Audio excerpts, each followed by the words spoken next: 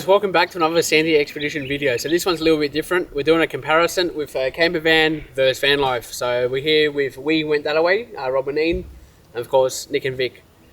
So we're going to do some pros and cons of a camper van versus caravan for those out there unsure of what you want to buy.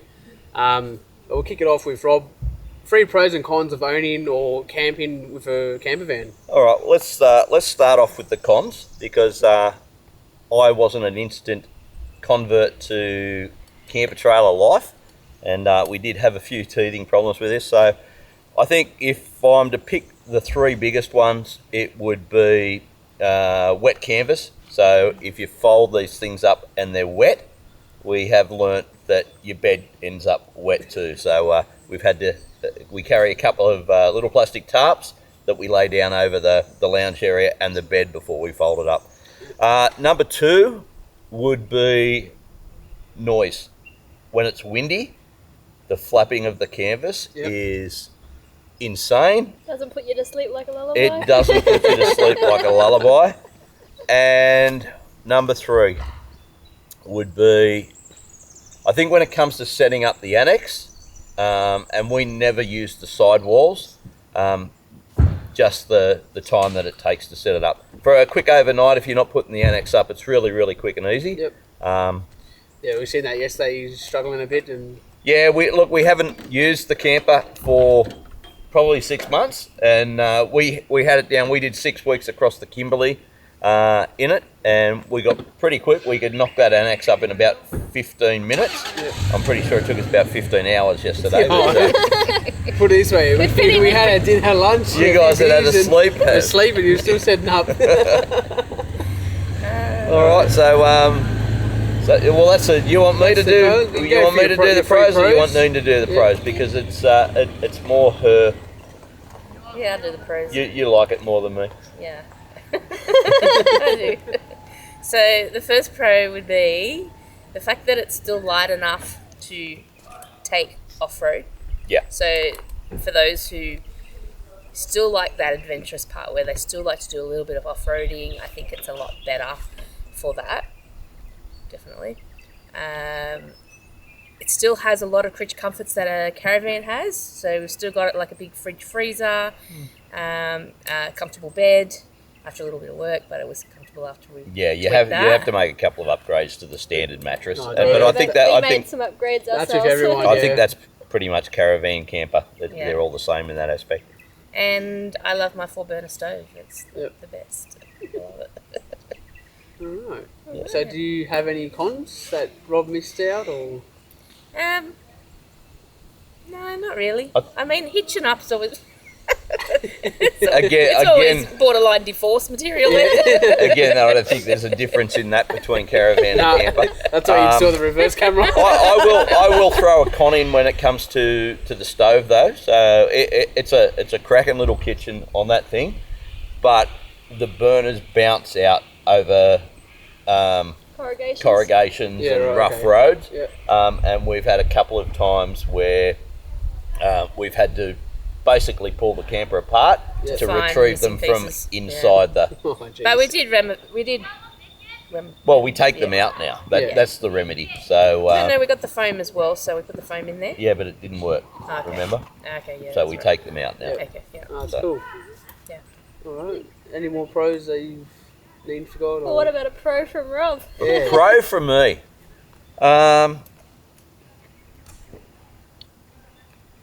For me, I think it's a tie between the kitchen. It is a good kitchen, besides the burner issue when you're travelling. It is a good kitchen, so it's nice to cook on.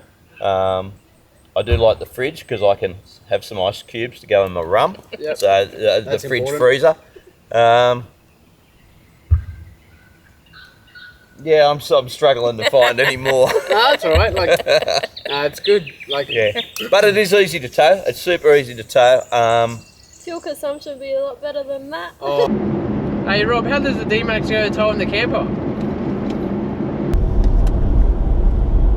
Mate, is there a camper on the back? Didn't know. No, it has no problem at all, mate. Yeah, those hills back there, I was down the bottom still and you're right at the top, so it seems to be towing all right. Yeah, no, it goes good, mate. This has had the tune done by Performance Tourers, and it's made the world of difference. I don't even feel it on there unless the hill's really, really big. Yeah, the cruiser's stock tuned at the moment, so I've got to book that in to get it tuned. But yeah, towing at the moment just dreadful. What's your fuel consumption like carrying the big, pulling the big girl along? Going up these hills, I wouldn't want to know, but I reckon around the 30 litres per 100 at the moment. Yeah, right. This does about 9.2 per 100 with the camper on. Oh geez, I might have to borrow some of your diesel later on. Yeah, fuel. Look, it obviously you burn more fuel when you're towing it, but it's not noticeable. We normally get around about 7 litres per 100 out of the D-Max, and it's maybe 9.5 when we're towing, so it's not terrible. Yeah, no, it's good. It is pretty good off-road, although the standard Chinese shocks that come with them are abysmal. So we blew 2 of them out doing the gib. It now runs Old Man Emu shock absorbers, and this is the first trip on the Old Man Emu shocks, but seems to be going pretty well. That's good. You made it to the gibbon back, so that's saying something. It made it all the way around. It didn't get back. You see I wouldn't say it got back unscathed. But it got we back. had a few issues, but it did get back. It didn't leave us stranded. That's good. Yeah, so it went all right. It went all right. That's so easy. All right. Cheers to that. Cheers. Cheers, guys. Cheers to camp. You're too far away. All right, guys. So we're over here in the fancy side of town now. So what about you guys? Let's hear some pros and cons of van life. Pros and cons. Do you want to start with pros or cons? What do you want to do? Yeah, I'll start off the pros. So number one for me would have to be convenience. So having a full-size upright fridge and freezer, and then also all the overhead pantry space. Basically, we can leave it pretty well stocked up, and if we do decide to have a quick, spontaneous or unplanned getaway, yeah, it's pretty stocked up. So again, don't really have to plan much or take much away. Even some of our favourite home cooked goods like empanada, which is a day-long process to make, we can make them in bulk and then take them away, especially when we're touring for 2-3 weeks at a time. So that would probably be my number one. Second would be I'm someone that runs cold, so having a gas heater as a backup when I'm really cold and I just can't get warm is really nice as well as a hot shower. So yeah, can't go wrong with that. And then again, on the longer trips, especially when you're touring a lot and it's late at night, and if you've drank a little bit too much as well, having a toilet that's inside as well. So that'd probably be my pros. But I would say if I had to have one con, I guess it does sort of come at a cost to have a caravan and also have it all enclosed. So it's great in the windy weather and the rain to get you out of the weather. But sometimes you might find yourself spending a bit too long in there when ultimately you come out camping to be outdoors as well. So again, we try to have a balance, but we have noticed that we find ourselves inside a little bit more these days. So, am I going cons? So, one biggest con at the moment, because the cruiser isn't tuned, it drinks and it's a pig. So, Rob here with his... How much is your camper weigh? It's about 1.8 tonne, I think. Yeah, so this is like 3.5 tonne, and just going up the hill is like, all right, Rob, we'll see you at the next intersection. So the weight is the biggest con at the moment. Probably something we can look to especially the improve. Nulla ball with like a headwind going either way. 300 k's to a tank, like it just drinks it. So we'll have look to rectify that issue still, and hopefully a tune might fix that up. Another con would be when you're out exploring, you don't know where a road may take you. It could be a dead end, or it could be like a mysterious campsite. But those tight trails, that is a dead end. You're reversing all the way. You're not doing a U-turn.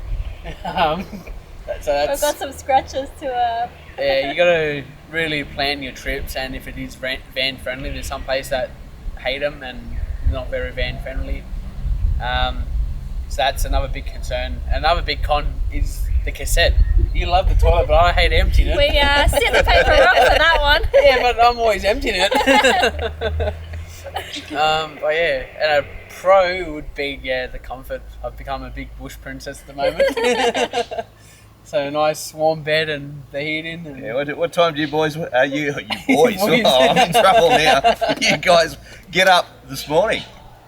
well, I'm going to blame daylight savings. The shutters, especially on the roof. So that would be a pro because like you shut those shutters and it's pitch black inside. It could be lunchtime, which was nearly was today. It was a pro that nearly got just left behind this morning. Yeah. But yeah, overall, Enjoying it. Yeah, enjoying it, Just but a little bit of fine tuning as you need with any setup, I guess. I'd say it's more for the long term touring and when you want to set off on that big lap. It's your home away from home. But I think that concludes the pros and cons of van life. Yeah, I gotta say we were a little bit jealous when you guys were having a nap and we were still trying to put up the annex. So. Yeah, you'll see that in the other video. It's a good looking annex, though. It's a good looking annex. Worked hard on that. Oh, good. Cheers. Cheers.